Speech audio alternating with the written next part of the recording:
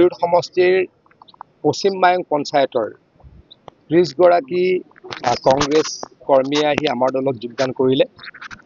আচলতে প্ৰায় দুমাহ ধৰি তেখেতলোকে আমাৰ লগত যোগাযোগ কৰি আছিলে। মই বিভিন্ন কামৰ ব্যস্ততাৰ বাবে সময় দিব পৰা নাছিলোঁ। আজি যোগদান কৰিবলৈ তেখেতলোক অহাত অত্যন্ত সুখী হৈছোঁ আৰু তেখেতলোক নিজ নিজ অঞ্চলত যথেষ্ট শক্তিশালী আৰু বহু কষ্টৰ মাজতো কংগ্ৰেছ দল ত্যাগ কৰা নাছিলে।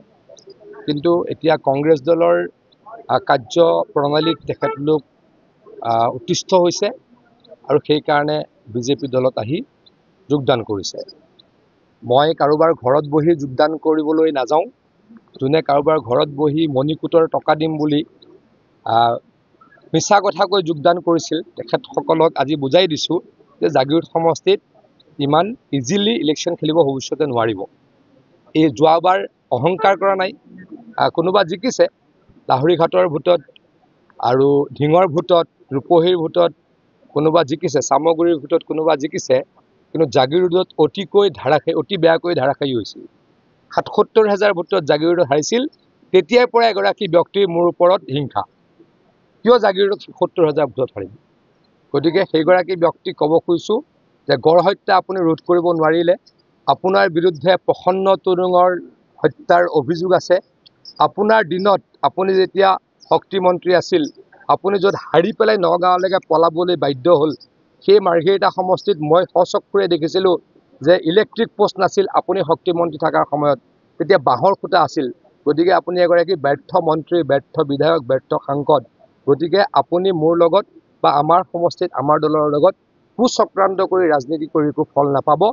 আজিৰ এই ঘটনাই আপোনাক আমি প্ৰমাণ দেখুৱাইছোঁ।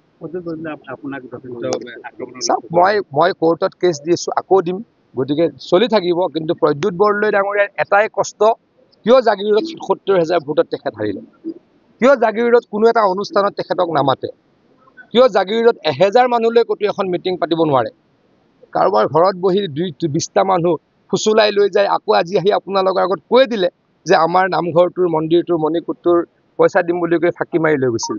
আৰু এগৰাকী ব্যক্তি যাক আমি ৬ মাহৰ আগত পাৰ্টীৰ পৰা এক্সপেল কৰিছিলোঁ আমাৰ দলৰ বিৰুদ্ধে কাম কৰাৰ কাৰণে, তেওঁতো আমাৰ দলৰ ব্যক্তি নহয়। এতিয়া আমি দলৰ পৰা অব্যাহতি দিলোঁ বা এক্সপেল কৰিলোঁ, তেওঁ আমাৰ ব্যক্তি নেকি? কালিলৈকে যদি পষ্টত থাকিলে হয় তেওঁ বিজেপি হয়। আমি ৬ মাহৰ আগত তেখেতক আমাৰ দলৰ পৰা অব্যাহতি দিছোঁ। গতিকে কুচক্ৰান্ত কৰি লাভ নাই। ৰাইজৰ কাৰণে কাম কৰিছোঁ, ৰাইজৰ লগত আছোঁ। গতিকে আমাক ইয়াতে ভগৱানৰ আশীৰ্বাদত একো কৰিব নোৱাৰে। এইবছৰ ৭৭,০০০ ভোটত হৰুৱাইছোঁ, ভগৱানৰ আশীৰ্বাদত অহাবাৰ ৯০,০০০